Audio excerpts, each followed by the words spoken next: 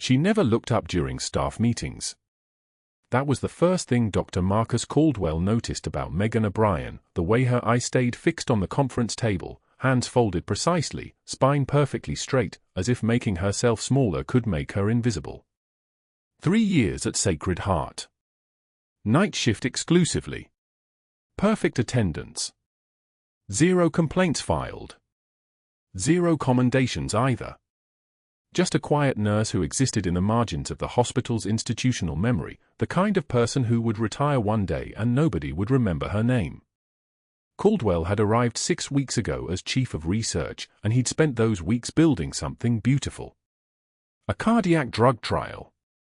Phase 3. Fast-track FDA approval. If the numbers cooperated, this would be the study that changed his name from promising researcher to pioneering cardiologist. 50 million in knee funding. The kind of money that built wings and endowed professorships. The kind of money that mattered. The night shift was supposed to be easier. Less oversight. Less paperwork scrutiny. Less administrative interference. Sacred Heart's board had approved his protocols in 14 minutes.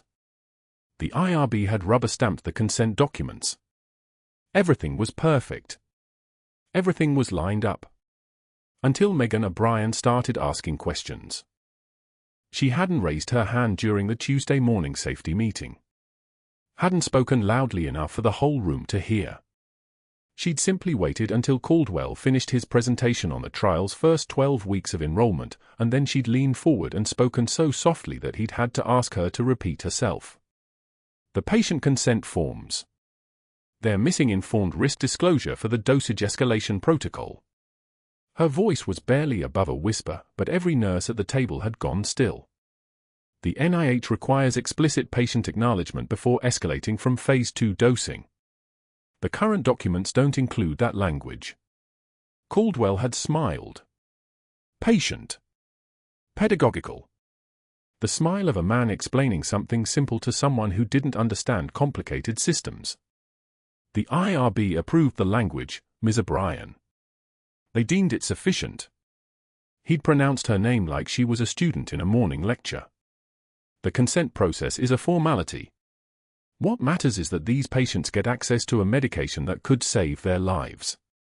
The consent process is the law, she'd said. Still soft. Still measured. But something in that voice had made the other nurses stop taking notes. And the trial enrollment numbers. They're inconsistent with your published inclusion criteria. 14 patients with baseline ejection fractions below 40%. Your exclusion criteria specified 45% minimum. That's 14 protocol violations in 1 month. The room had gone very quiet. Fluorescent lights hummed overhead. The air conditioning cycled with a soft metallic hiss. Caldwell's jaw had tightened for just a moment before he'd recovered, that patient smile returning like a mask sliding back into place. I appreciate your attention to detail, Ms. O'Brien. Those patients were approved for inclusion by the site PI.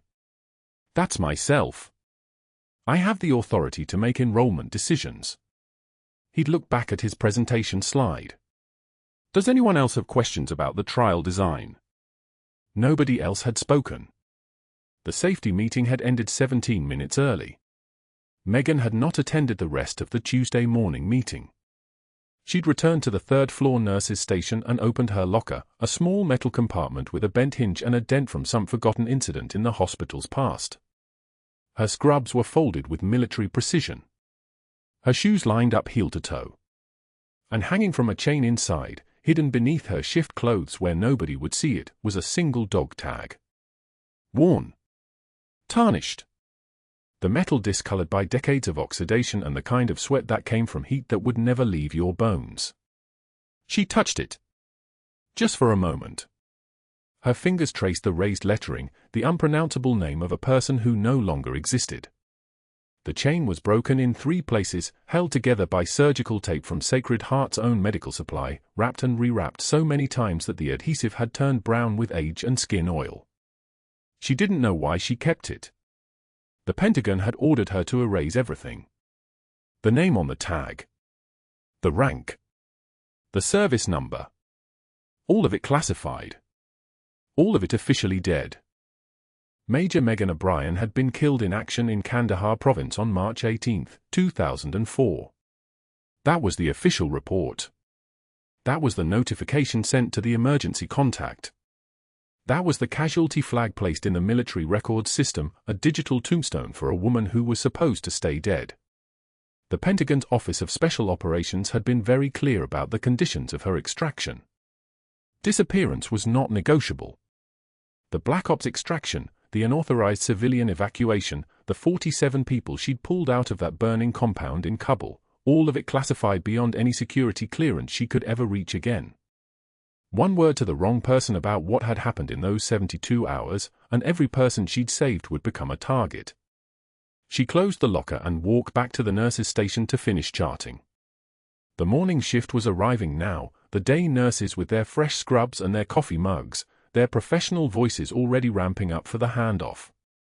Nobody looked at Megan as she documented her night shift. Nobody had looked at her for 3 years. That was the point. That was the deal. Disappear into the margins. Work the night shift. Be forgettable. Be safe. Let the life she'd lived before, the medals, the citations, the 34 rescue operations and the lives saved in impossible circumstances, all of that could stay buried in a classified file somewhere in the Pentagon basement. The dog tag stayed hidden. The chain stayed hidden. The woman Megan O'Brien was, the one with a rank and a service record and a country that had officially mourned her, stayed dead. Exactly as ordered. Caldwell had written her name in his leather notebook anyway. He'd circled it twice. The next 2 weeks were careful. Methodical. Caldwell didn't approach her directly. Instead, he'd adjusted his schedule to work the evening shift more often, overlapping with Megan's night shift arrivals by an hour.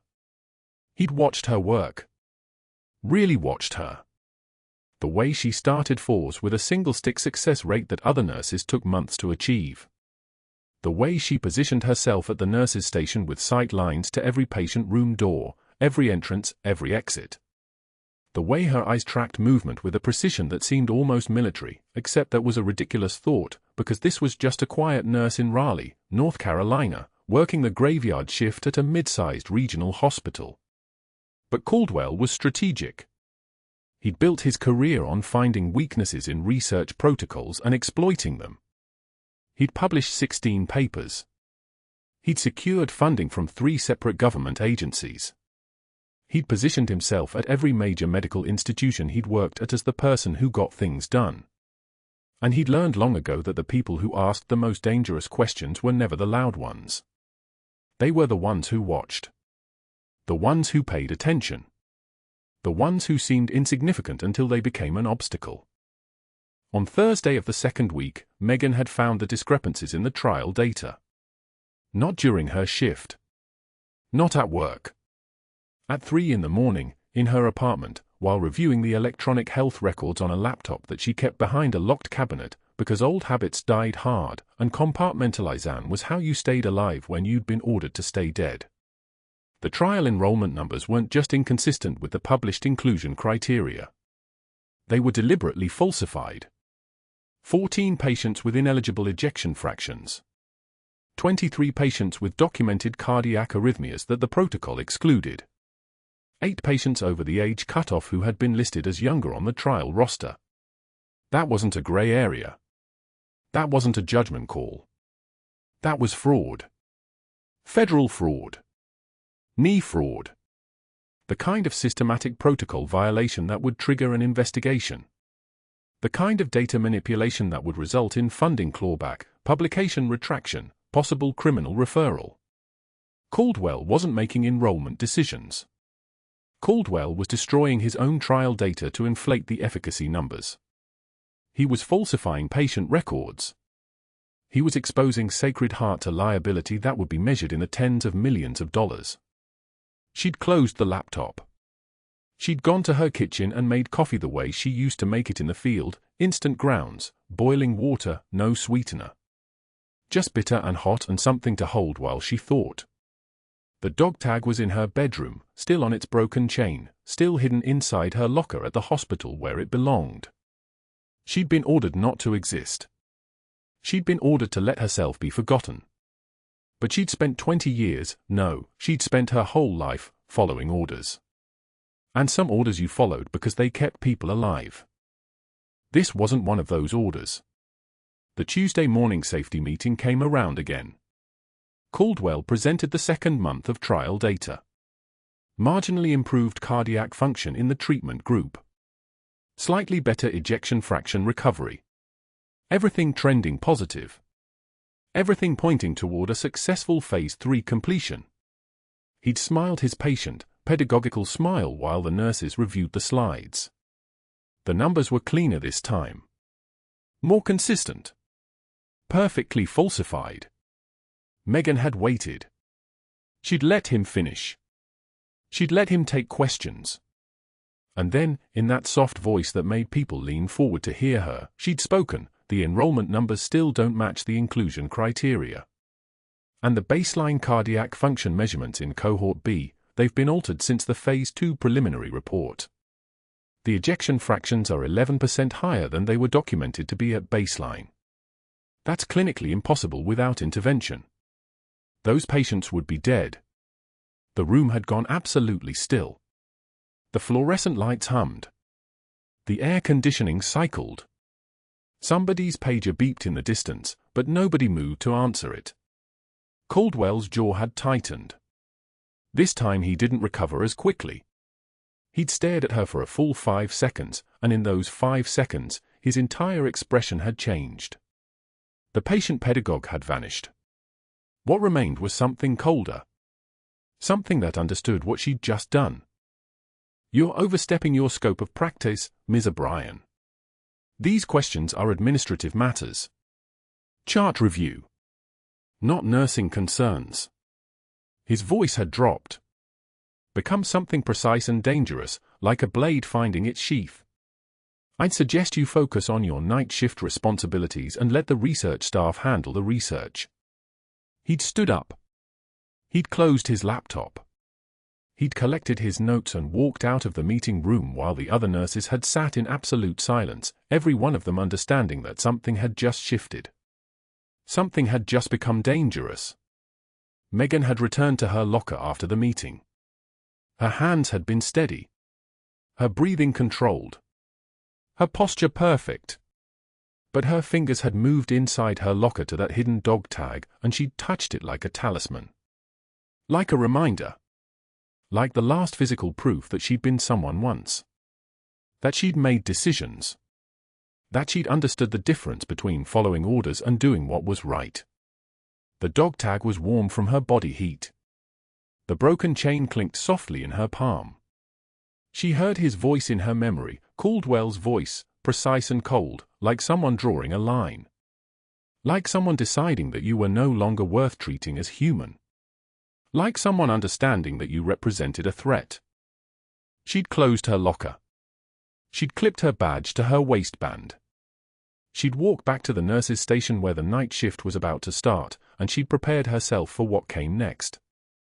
Room 512 smelled like antiseptic and fear. The Rodriguez family had clustered around their father's hospital bed, Mrs. Rodriguez holding his hand, their 2 adult daughters standing rigid in the corner like sentries, while Megan explained the post-operative discharge instructions for his cardiac stent placement. Her voice carried the practiced gentleness of someone who'd held far worse news in her hands. "You'll want to avoid heavy lifting for the next 6 weeks. No climbing stairs carrying laundry. No mowing the grass yourself. Let your body heal." Mr. Rodriguez nodded, his weathered face creasing with concentration. His daughters were taking notes. This was the kind of care that saved lives, not the dramatic moments, but the quiet words that made people understand their own fragility. Then Dr. Caldwell entered without knocking. He moved like someone accustomed to rooms reorganizing themselves around his presence, his white coat pristine, his tie knotted with the precision of a man who'd never questioned whether his appearance matched his competence. He didn't glance at the family. He looked directly at Megan, his expression arranged into something between pity and contempt. "Nurse O'Brien," he said, his voice carrying the texture of gravel under a shoe, using outdated triage methods again? We're trying to practice modern medicine here, not whatever backwards protocols you're comfortable with. He turned to the Rodriguez family with theatrical concern, his smile calculated to appear sympathetic. I apologize for the confusion. Nurse O'Brien has certain limitations in her training. I'll have someone competent review your discharge instructions. The word competent hung in the air like a knife. Mrs. Rodriguez's grip on her husband's hand tightened. Megan's right hand found the dog tag beneath her scrubs, the metal cold against her palm, grounding her. One measured breath. In through her nose. Out through her mouth. The kind of breath that had steadied her hands before performing a field thoracotomy with a combat knife when the surgical kit was destroyed. This was nothing. This was a man with credentials and arrogance, and she had spent 20 years in places where the currency was different. Where survival was the only title that mattered. Mr. Rodriguez stood. He was still weakened from surgery, his movements careful, but he rose with the kind of determination that suggested his daughters had inherited their spine from somewhere. Doctor, he said, his voice steady and certain, I think you should leave. She's been nothing but professional with us. Patient. Kind. You can criticize her technique all you want, but not in front of my family. He didn't raise his voice. He didn't need to. Caldwell's smile never wavered. Professional. Untouchable. But Megan watched his jaw tighten, just barely, before he turned to leave. His footsteps were sharp on the tile. From the hallway, his voice carried back into the room with the precision of someone who wanted to be overheard. Make a note, O'Brien requires supervision on patient education. A poison pill disguised as a memo. Megan finished the discharge instructions. Her hands were steady. She made eye contact with Mrs. Rodriguez, held it for exactly 3 seconds to communicate something beyond words. I heard him. And I'm still here. Then she turned to leave, the dog tag settling back against her chest, and Mr. Rodriguez said quietly, thank you for everything. The second phase of Caldwell's assault unfolded with the patience of someone playing a longer game. He orchestrated it without saying another word to Megan directly. Instead, he appeared in the break room at 3 a.m. on Tuesday, Megan's usual break time, and casually mentioned her performance concerns to whoever happened to be grabbing coffee. I'm worried about her judgment, he'd say, his voice pitched to sound regretful. She seems to be struggling with current protocols. I'd hate for that to affect patient safety. By Wednesday, he repeated the comment to the night charge nurse. By Friday, he'd added details. She told a patient about outdated surgical techniques. Very concerning. None of it was true. All of it was strategic. The first sign came when Megan sat down in the break room with her coffee on her third shift. 3 nurses who'd been talking stopped mid-sentence. One stood immediately. Another began scrolling through her phone. The third gathered her things and left. They didn't meet Megan's eyes. They simply withdrew, like water flowing around a stone. It happened the same way the next night. And the night after that. By the second week, it was ritualized. Megan would arrive at the break room table. Staff would scatter. Not all of them, she could see the conflict in some of their faces, the way they hesitated before standing, but enough. The message was clear, association with her was a liability. The break room lights buzzed with a sound like dying insects, fluorescent and relentless. Megan sat alone at the table, her trembling hands wrapped around a cold mug of coffee she couldn't taste. She'd stay exactly 3 minutes, long enough to demonstrate she wouldn't be driven away, not long enough to make anyone else uncomfortable, then return to her rounds. Her jaw clenched so hard her teeth ached. The single tear that escaped on night 4 surprised her. She wiped it with the back of her wrist before standing, straightened her shoulders, and walked back to the nurse's station where 3 patients needed reassessment and 1 new admission was coming in from the ER.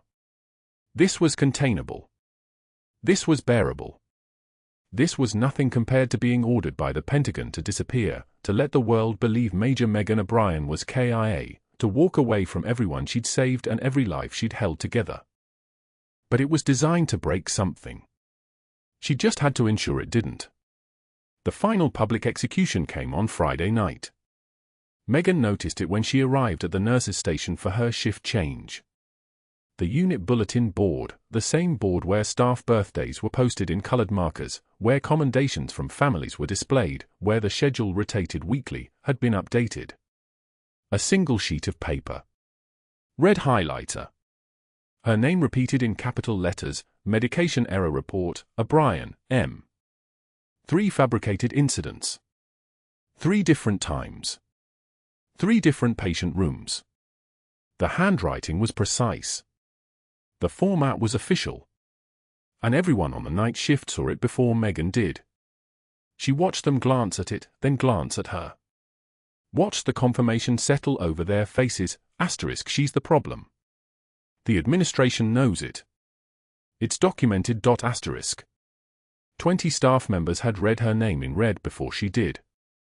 When Megan finally stood in front of the board, reading the false entries, medication not administered that she had documented, patient complaints that were never filed, dosing errors that contradicted her own careful notes, her hand pressed flat against the dog tag beneath her scrubs.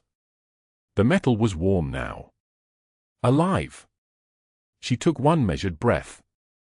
Then she turned to find Caldwell watching from his office doorway, his medical tablet in hand, his expression arranged into concern. "You have excellent handwriting, doctor," she said quietly. Her voice sounded like it came from underwater. Very theatrical. She paused for exactly 2 seconds, letting the comment settle. "I'm taking these discrepancies to the medical board." Caldwell's smile never faltered, but something shifted in his eyes, a flicker of recalibration, the moment a predator realizes its prey has teeth. "I'd recommend you don't, Nurse O'Brien." That could be interpreted as challenging the administration's competency assessment. "I'd hate for that to complicate your employment status further." She walked away. Behind her, she heard him say to someone, perhaps no one, "She'll be gone by Monday." But that wasn't the worst part. It came at 11 p.m. during her rounds in the intensive care unit. Room 347 held a 23-year-old Lance Corporal, David Chen, recovering from a training accident at Camp Lejeune. Compound fracture of the femur. Internal bleeding. Surgical repair completed 6 hours ago. He was on post-operative pain management and would need careful monitoring for infection and deep vein thrombosis risk. Megan approached his bedside with a fresh abdominal dressing. His surgical site needed to be assessed and cleaned. This was routine. This was something she'd done 1,000 times. She'd done it in field hospitals in Kandahar with battlefield medicine, 14-gauge angiocath needles, no blood bank, prayers whispered in languages she no longer spoke. She pulled the surgical drape back gently. This might be tender for a few days. Lance Corporal Chen went rigid. Megan's hands froze. His eyes were locked on her face, not on the surgical site, but on her. His entire body had tensed like a wire pulled taut. "That scar," he whispered, his voice shaking. "Kandahar. 2004, I was 7 years old." Megan's breath stopped. The dog tag suddenly burned against her chest like it was freshly forged. "You were in a burning building," Chen continued, his voice breaking. "I was trapped in the south corner. The smoke was so thick I couldn't see. You came in without any protective equipment. Just your medical kit and a knife. You pulled me out and his eyes filled with tears. You held my intestines inside my body for 3 hours. For 3 hours. You performed a field thoracotomy with a combat knife because the surgical kit was destroyed in the blast. You sang to me. In English. So I wouldn't hear the gunfire." Megan's trembling hands betrayed her. She set the dressing supplies down on the bedside table with movements that were no longer smooth. Her voice came out barely above a whisper, "I don't know what you're talking about, Lance Corporal." But Chen's eyes never left her face. "You had a different name then," he said. "Major something. They evacuated us together but separated us at Ramstein Air Base. I've been looking for you for 19 years. I have a wife. 2 children. I'm alive because of you, and I've spent 19 years wondering if I'd ever find the person who saved me. His hands clenched into fists at his sides. You're Major Megan O'Brien. You have to be. Megan's right hand pressed against the dog tag. One measured breath. In through her nose. Out through her mouth. Every instinct screamed at her to deny it. To protect the lie. To protect him. Before she could speak, Caldwell's voice cut through the moment like a scalpel. Nurse O'Brien, you're needed at the station. He stood in the doorway. Medical tablet in hand. His expression was calculating, assembling information, recognizing the moment for what it was, leverage. Now, please, Caldwell said. Not a request. A command. Megan looked at Lance Corporal Chen, really looked at him, and saw the ghost of a 7-year-old boy beneath the decorated warrior's face. She saw the recognition. She saw the hope. She saw everything the Pentagon had ordered her to destroy. She stepped into the hallway. Caldwell closed the door behind them both. Interesting, he said quietly. Very interesting. His phone was already in his hand. That young man's record indicates he's a Lance Corporal with the 3rd Battalion, 5th Marines. Very decorated. Very well connected. He looked at Megan with something that might have been hunger. And you seem to have some kind of personal history with him. I wonder what his commanding officer would think about that? I wonder what a background check on a Major Megan O'Brien would reveal. Megan's voice came out steady. Dr. Caldwell, I recommend you choose your next actions very carefully. He smiled. That terrible, untouchable smile. Or what? He was already dialing. I'm updating Lance Corporal Chen's care team. For his safety, we're implementing restricted visitor access. Hospital policy. I'm also recommending his immediate transfer to Walter Reed Medical Center for better specialized care. He held the phone to his ear. Hello, this is Dr. Marcus Caldwell at Sacred Heart Hospital in Raleigh calling regarding Lance Corporal David Chen's transfer. Megan walked away. Her hand was back on the dog tag, and this time she didn't let go. The dog tag was warm against her collarbone, her thumb still pressed against it as she moved through the corridor toward room 347. The fluorescent lights cast everything in their pale, merciless glow, but Megan's attention had narrowed to a single point, the young Marine recovering from a training accident at Camp Lejeune, his chart noting compound fracture of the right femur, internal bleeding from a ruptured spleen that had required emergency drainage. 23 stitches. A transfusion. 3 units of packed red blood cells. The kind of injury that changed trajectories, that made you remember why you were alive when statistics said you shouldn't be. She'd been assigned to his care rotation 3 nights ago, a routine assignment that Caldwell had made no effort to prevent. He was too busy constructing his case against her to micromanage floor assignments. The Marine was young, maybe early 20s, with the kind of focused intensity in his eyes that marked him as someone who'd seen things beyond his years. He didn't complain. He didn't demand. He watched the monitors with the clinical detachment of someone who understood vital signs the way others understood heartbeats. Someone trained to read the landscape of trauma. The dressing change needed to happen at 2,300 hours. Megan had marked it on the shift schedule, room 347, Lucas Chen, Lance Corporal, 5th Battalion, 7th Marines. The numbers that made up a life she wasn't supposed to know anything about.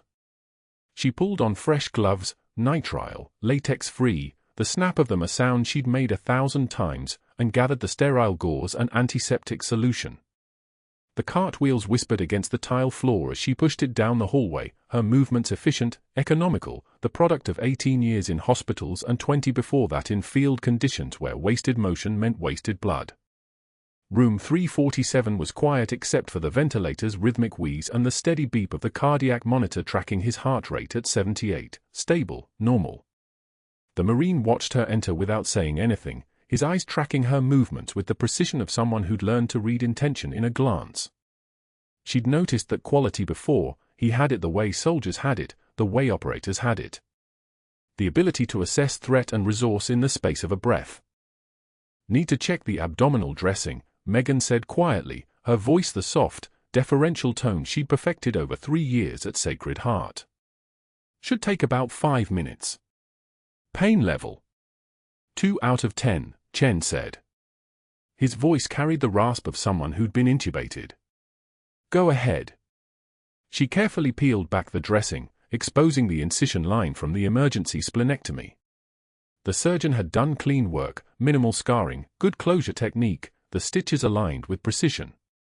She was cleaning around the site with antiseptic when she saw it. A scar. Not from this surgery. Older. Much older. A thin line that curved across his left lower abdomen in a pattern she recognized with the force of a physical blow. The pattern of a field thoracotomy incision. The kind made when a combat medic had cut through muscle and skin with a knife because there was no time for instruments and the bleeding wouldn't stop and the patient was going to die in the next 40 seconds without intervention. The kind of scar she had made exactly once, 19 years ago, in a burning village outside Kandahar city, working by the light of fires that were consuming everything while shrapnel sang through the air. Her hand stilled. The antiseptic-soaked gauze paused an inch from his abdomen. For exactly 3 seconds, she didn't breathe. You know what that is, Chen said. Not a question. His eyes had changed, sharpened, focused on her face with the intensity of someone watching for recognition. You know what that scar is from. Megan finished the dressing change. Her hands moved on their own, muscle memory overriding the earthquake happening in her chest. Clean the site. Apply fresh gauze. Secure the tape at the edges. Her movement was a prayer and a knife and a requiem all at once. Kandahar, Chen said quietly. 2004, there was a fire. A building in the Jolan district. I was 7 years old. My father worked on the water systems. My mother was pregnant with my sister. He paused. His voice stayed level, but something trembled behind it like heat haze. You came out of the smoke carrying my father. But he was gone. You knew he was gone. And then you looked at me and you didn't look away. Megan secured the final piece of tape. Her fingers were steady. Her breathing was steady. Everything inside her had stopped existing for just a moment, the way time stops in the moment a bullet is fired, before the world catches up to the consequence. You held my intestines, Chen said. I was 6 years old. 7. I can't quite remember. You held me and you said don't move, don't cry, we're going home, just keep breathing. You held me like I was the only thing that mattered. You held me for 3 hours while we waited for the helicopter. And then they got me on the bird and I woke up in Germany and you were gone. She looked at him. Really looked at him. At the sharp line of his jaw, the dark eyes, the slight curve to his features that belonged to someone whose father had built water systems in Kandahar city. At the Marine who'd survived 3 hours of field medicine and trauma so severe that the official medical record probably said he was supposed to be classified as a training casualty. I made it, he said, and his voice was the voice of a boy and a man simultaneously. Because you wouldn't let me die. The heart monitor beeped its steady rhythm. 78. Normal. Alive. This man was alive because she'd known what to do when everything else was fire and screaming and the knowledge that she was about to fail. And then he was gone, and she was told she was dead, and the world had continued on without either of them remembering that it had ever happened at all. Except it had happened. And the boy had survived. And he'd become a decorated warrior in the United States Marine Corps, and the universe had found a way to put him back in her hands for a dressing change on a Thursday night at a hospital in Raleigh, North Carolina, like fate had a sense of timing and a twisted sense of humor. Your hands were shaking, Cheng continued. I remember that. Hands shaking, but steady. Does that make sense? I was 7 years old and I didn't understand that those two things could exist at the same time. But I understand now. You were terrified and you held me anyway. Megan stripped off the gloves. The snap of latex on latex. The sound of the world reasserting itself. You need rest, she said, and her voice was still soft and still deferential, but something had cracked in the foundation of it. Your vitals are good. Heart rate stable. The incisions healing cleanly. You were my nurse at Sacred Heart, Chen said, and now there was something in his tone that wasn't gratitude, something that was closer to fury carefully wrapped in respect. In Kandahar, and then again here. And that doctor, Caldwell, he's forcing you out. I heard the nurses talking. I heard them say he filed reports. I heard them say you were being terminated. She didn't answer. She was finishing the vitals, blood pressure 118/74, perfect, the pressure of a young Marine whose body had been broken and was methodically reassembling itself. O2 saturation 97 on room air. Temperature normal. Pain controlled. All the markers of a person being healed well. I made a phone call, Chen said quietly. Before they moved me. They said infection protocol, but that's not why. I know it's not why. I called someone. Someone who matters. I told them I found you. I told them where you were. The monitor's beep echoed in the silence that followed. 1, 2, 3. Each beep marking the passage of a moment toward something that Megan couldn't quite see yet, but could feel approaching like thunder on a distant horizon. Something that was going to change the trajectory of everything. That was when the intercom crackled to life. Attention! Lance Corporal Chen is being transferred to the cardiac floor for specialized observation. Nursing staff, please proceed to patient transfer protocol 7. Attention! Lance Corporal Chen is being transferred. The voice continued, but Megan wasn't listening anymore. She'd already moved to the window and looked down the hallway, where she could see Caldwell standing at the nurse's station, phone still pressed to his ear, his expression the satisfied expression of a man who'd just executed a flawless move in a game that no one else realized they were playing. He was separating them. Restricting access, isolating her from the one person who could corroborate what she'd been, who she really was. It was a brilliant move, strategically perfect, the kind of thing that happened when someone wasn't just trying to humiliate you anymore, but was trying to bury you without leaving a trace. By 0 for 30, Megan was sitting in the hospital laundry room folding her scrubs. The fabric was soft and familiar, worn from 1,000 shifts and 1,000 patients she'd held and guided and monitored through the dark hours when the hospital became a place where the rules of normal mortality seemed to suspend themselves. She'd worked through the remaining hours of her final shift without stopping, moving from room to room with the efficiency of someone who had nothing left to lose and therefore everything to give. The other nurses had avoided her eyes. The monitors had beat their steady rhythms. The machines had hummed their electric songs. And somewhere on the 4th floor, Lance Corporal Lucas Chen, the boy she'd saved in Kandahar City, the child whose intestines she'd held together while fire consumed buildings and screams echoed through smoke-choked streets, was lying in a hospital bed with restricted visitor access, his path to her methodically severed, his only crime being the fact that his presence in this building represented the proof of everything that Major Megan O'Brien actually was. She folded the scrubs one final time. Blue fabric, hospital logo, the uniform of a woman who had been nobody for 3 years and would be nobody again by sunrise. But somewhere, in encrypted channels and secure phone lines, the message was already traveling through networks that had been designed to reach her exactly when she'd been forced to her breaking point. An old unit. An old team. An old identity that the Pentagon had ordered erased but which apparently nobody had actually destroyed. The ER doors exploded inward at 2:14 a.m., not the automatic slide but the physical crash of 6'7", 260-pound Marcus Webb, fresh from his 3rd parole violation, hunting the witness who'd testified against his brother. Webb had one target, the Marine in room 347, now transferred to cardiac observation on the 2nd floor. Megan was restocking the medication cart when she heard the crash, the sound of institutional glass shattering like gunfire across linoleum, and she didn't look up immediately, not because she wasn't aware, but because awareness without action was how night nurses survived Raleigh. Then came the screaming. Webb moved with terrifying purpose down the corridor, his shadow preceding him like a living thing, and Dr. Caldwell emerged from his office doorway exactly 3 seconds after Webb entered the building. Megan watched the calculations flicker across Caldwell's face, threat assessment, exposure risk, personal liability. He locked his office door and retreated behind his mahogany desk. The sound of that lock engaging would be audible on security footage for the next 18 months. Webb grabbed 16-year-old Vanessa Martinez by the throat, visiting her grandmother in cardiac recovery, lifting her off the ground as leverage, her feet dangling above the tile. "Where's the soldier?"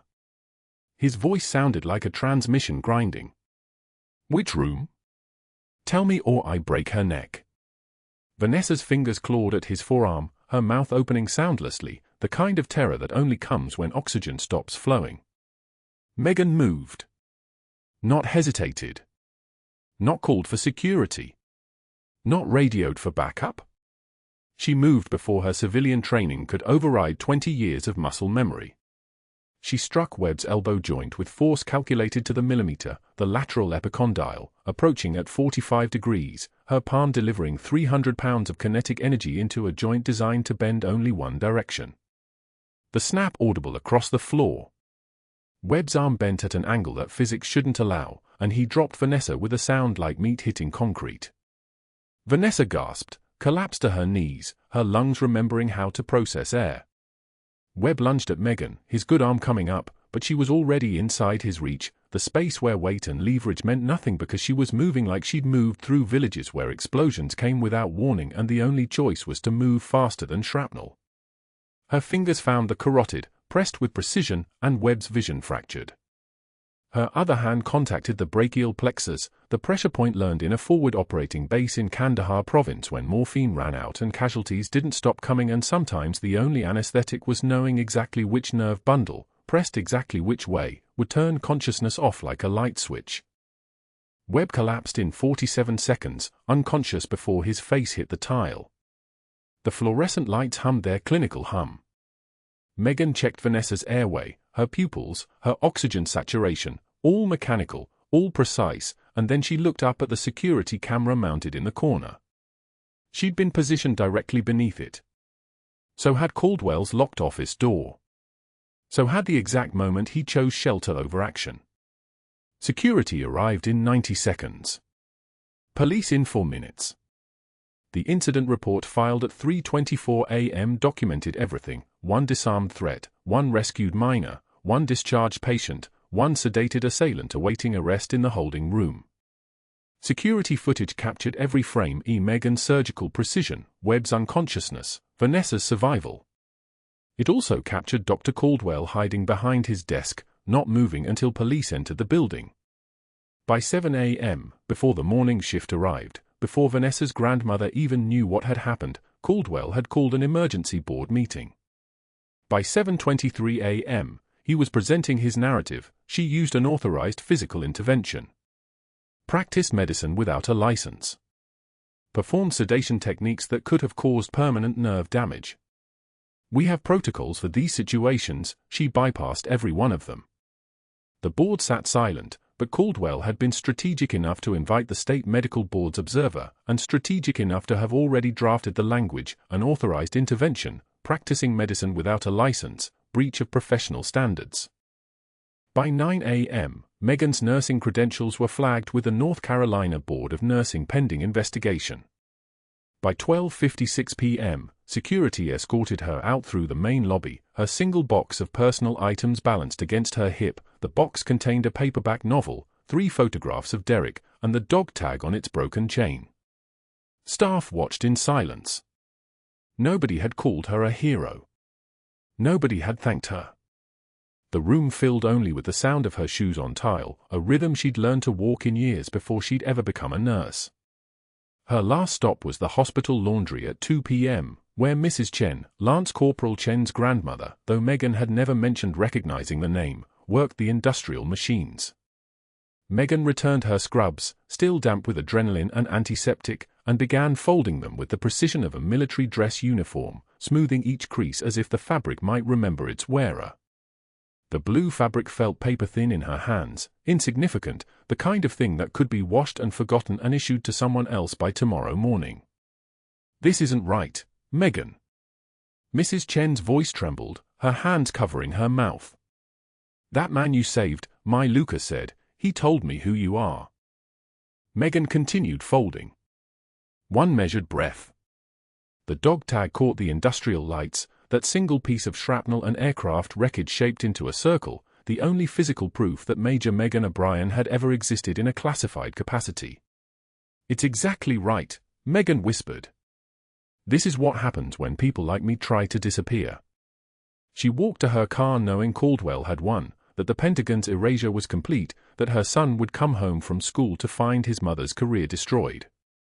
She knew that hospitals had surveillance footage of her competence and it wouldn't matter because narrative always defeated evidence. She knew that challenging protocol violations would end with her holding an empty box in a parking lot in Raleigh, North Carolina, while the man who'd falsified patient consent forms remained in his office.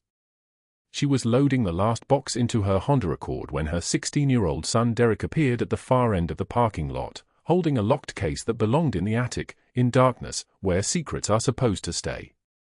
His voice shaking but determined, "Mom, they need to see these. I don't care what the Pentagon told you."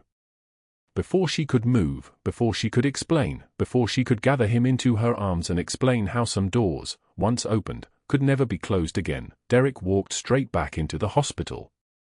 Derek appeared between the hospital's concrete pillars as Megan loaded the last box into her car, the locked steel case clutched against his chest like a shield.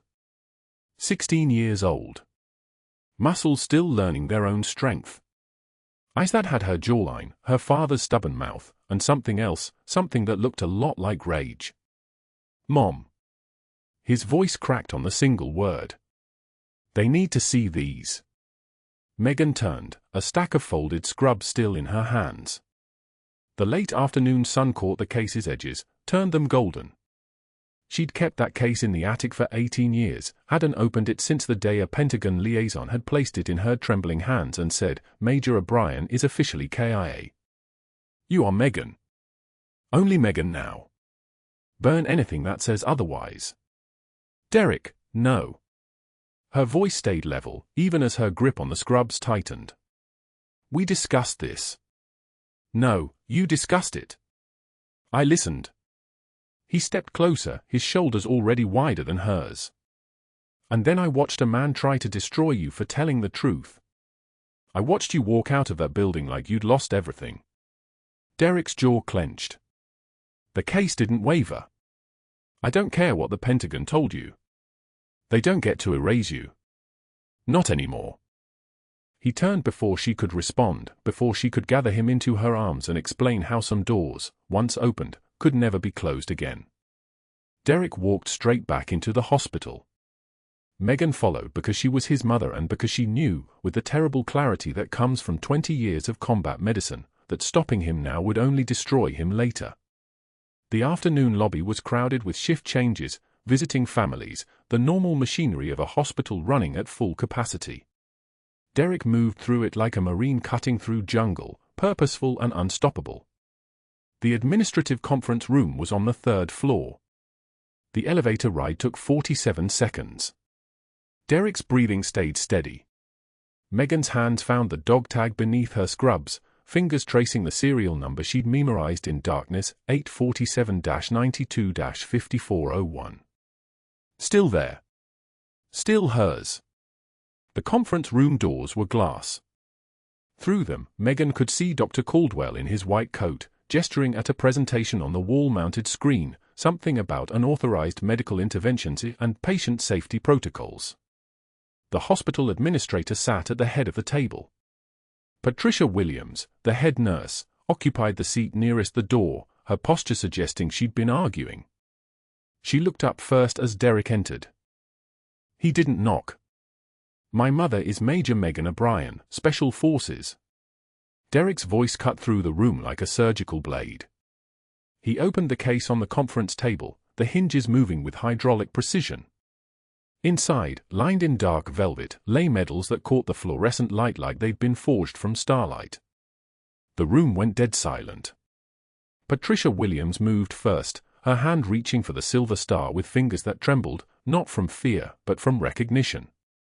She lifted it carefully, as if the medal might detonate, and her eyes dropped to the citation. Her mouth formed words as she read. 15-hour siege. Kandahar Province. 2004, ground-to-air fire. 0 casualties among her unit. 32 enemy combatants neutralized. Patricia looked up at Caldwell, her expression shifting from confusion to understanding to something that looked like barely contained rage. You fired the woman who saved 32 lives. The administrator's face had gone white. Caldwell opened his mouth, closed it, opened it again like a fish pulled from water. Then the wheelchair appeared in the doorway.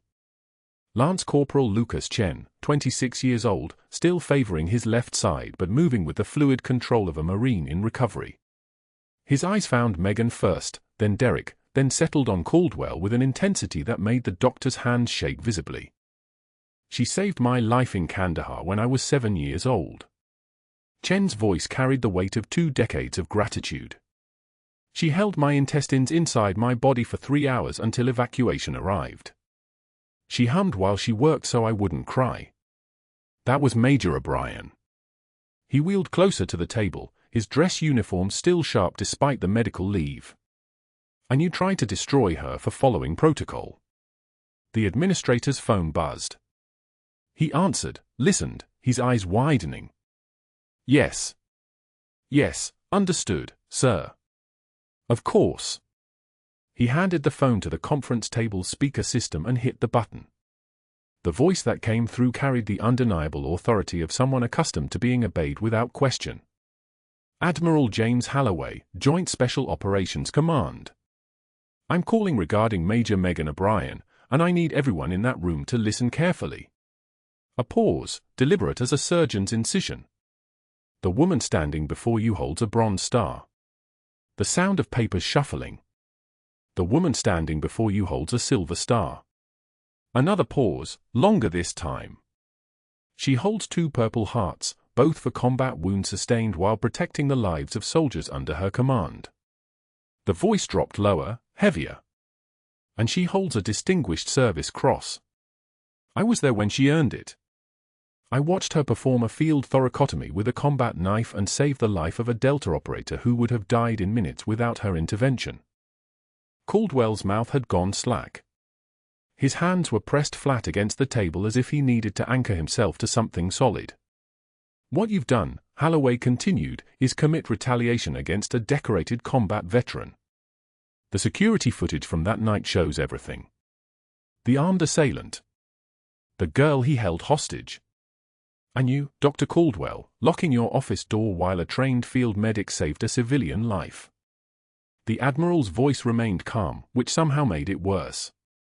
That footage will be reviewed by the FBI field office in Raleigh, arriving at your hospital within the hour. The charges being prepared against you include obstruction of justice, retaliation against a protected federal witness, and falsification of medical records. The door opened. 2 agents in dark suits were already crossing the threshold, their presence filling the room like an incoming tide. They were already aware of the specific violations, already had warrants, already knew exactly what Caldwell had fabricated in those medication reports he'd filed against Megan with malicious precision. Caldwell stood up. His chair fell backward. His mouth produced sounds that weren't quite words. By 6 o'clock that evening, the story had reached every news outlet in North Carolina. By 11 o'clock, Dr. Marcus Caldwell sat in a studio at WRAL News, under the bright lights in his white coat, speaking with the measured concern of a man who'd prepared this interview carefully. We have a duty to protect our patients from individuals who claim military service they never earned. These medals could be purchased online. Her so-called combat experience has no documentation. The real victims here are. The studio phone lit up. The producer's face went pale. She handed the anchor a note on shaking hands. A voice came through the speaker system, steady as a metronome, carrying the weight of 4 stars and 40 years of military service. General Patricia Vance. The same officer who'd authorized Megan's erasure 18 years ago. Dr. Caldwell. The general's tone suggested she was addressing a recruit who'd failed basic training. I authorized Major O'Brien's erasure in 2006 to protect a network of rescued children now integrated across our military services. What you're holding is a silver star I personally pinned on her chest at Walter Reed Army Medical Center on June 14, 2005. The combat knife you mentioned, the one she used to save a SEAL's life, is in the Army Medical Department's Heritage Museum in San Antonio. Now, let me tell you what my investigation has uncovered about you. For 8 minutes, General Vance spoke. Her voice never rose. It didn't need to. She detailed Caldwell's research fraud at Duke University in 2015. She cited his expired medical licenses in Virginia and Maryland. She referenced the falsified patient consent forms in his knee trial, the ones Meghan had flagged 18 months ago. She mentioned the active FBI investigation into pharmaceutical kickbacks worth $847,000 in unmarked bills. Furthermore, Vance continued, security footage from Sacred Heart shows you locked yourself in your office while Major O'Brien neutralized an armed assailant. That 6'7" convicted felon had a teenage girl by the throat. Major O'Brien disabled him in under 4 seconds using Special Forces disarming techniques. Your subsequent actions to discredit her constitute obstruction of justice and retaliation against a protected federal witness. FBI agents are currently en route to your location. The feed cut to commercial, but the damage had already metastasized through the broadcast signal like a pathogen through blood work. By midnight, the hospital board had terminated Caldwell's contract. By dawn, his medical license was suspended in North Carolina. By week's end, 3 former patients had filed malpractice suits after reviewing their trial consent forms. The NIH revoked his funding pending investigation. Caldwell watched it all collapse in real time, each phone call another door slamming shut, until the only employment offer came from Sacred Heart's HR director on a Tuesday afternoon, night security guard position, minimum wage, non-negotiable if he wanted to avoid immediate prosecution for those fabricated medication reports he'd filed against Meghan. He'd accepted within the hour. 6 months later, Meghan returned to Sacred Heart as Director of Emergency Medicine. The appointment came through by unanimous board vote, personally endorsed by the State Medical Board, her credentials previously erased now fully restored by Pentagon order. She wore navy blue scrubs with her name embroidered above the pocket in white letters, M. The Bryan, Major USAF, Ret., Director of Emergency Medicine. The dog tag hung openly over her scrubs, catching the morning light as she entered the building at 7 o'clock on a Monday, her first day back. The main lobby was quiet. The metal detector hummed its steady electronic pulse. Behind the security desk, Dr. Marcus Caldwell stood in a gray uniform, checking employee badges with mechanical precision. His eyes dropped to his shoes the moment he saw her. His hands fumbled with the clipboard. The fluorescent lights above hummed their constant electric hymn, indifferent to the power dynamics shifting beneath them like tectonic plates. Meghan paused. Her voice, when it came, carried the measured authority of someone who'd commanded operating rooms under fire. "Good morning, Dr. Caldwell." He managed, still refusing to make eye contact. She continued to the elevator. Patricia Williams waited there with the day's briefing and a knowing smile that suggested the head nurse had spent the morning watching security footage. On the 4th floor, Meghan's office overlooked the same parking lot where Derek had carried her medals in that locked case. The silver star hung in a shadow box on the wall, next to a photograph of 26 children standing in front of a Kandahar hospital, and a framed letter from the Pentagon officially restoring her identity. Lance Corporal Chen, now Sergeant Chen, had been transferred back to Sacred Heart for his final recovery phase, specifically requesting Meghan's oversight. That afternoon, she supervised his discharge personally, her hand steady as she reviewed his medication list, the old surgical scar visible beneath his fresh dressing like a tattoo of gratitude. "Thank you," Chen said quietly, his wheelchair positioned so he could look directly into her eyes. "For Kandahar. For here. For not staying hidden." Meghan touched the dog tag. One measured breath. The kind of calm that comes from having already survived the worst. Sometimes the bravest warriors carry stethoscopes, not guns. She returned to her office as the sun set over Raleigh, watched the night shift arrive through the windows on the 4th floor, each staff member nodding to Caldwell at his security desk before heading upstairs. The hospital continued its ancient work beneath the lights, Heroes measured not by the battles they fought, but by the dignity they maintained when the world demanded they disappear. Subscribe to our channel for more stories of quiet strength and hidden courage. Hit that like button if you believe the truth always finds its way to light. And tell us in the comments, have you ever been underestimated by someone who didn't know your true value?